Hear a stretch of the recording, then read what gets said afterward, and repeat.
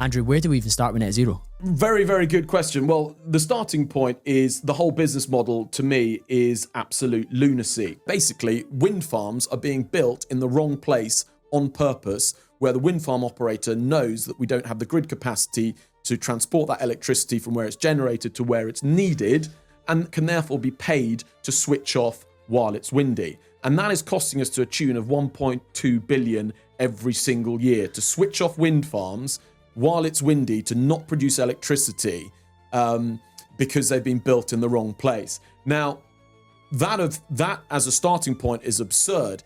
It then gets even more absurd. Let's take some examples just to back that up. The third highest recipient of constraint payments was Viking Wind Farm.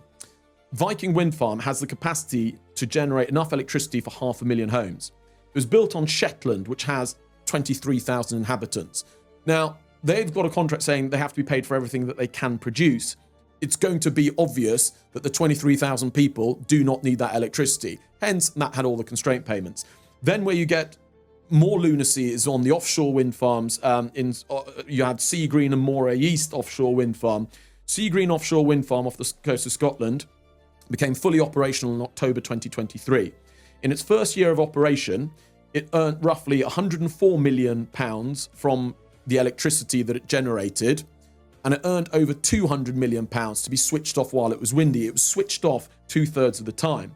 What is even more ludicrous with building these offshore wind farms that then get paid to switch off because we don't have the grid capacity to transport that electricity is they have to then pay rent for being stationed on the seabed to Crown Estates, the monarchy. So we have a business model whereby British households and businesses are being charged more on their electricity bills to subsidise building wind farms in the wrong place on purpose that then get paid to switch off, and part of that revenue goes to the monarchy. So it's very, very bizarre that you have left-wing people who are after a wealth tax, but they also support net zero, whereby your average households who are struggling are indirectly paying money to the monarchy. Conspiratorially, I think net zero is a control measure to cripple the working man.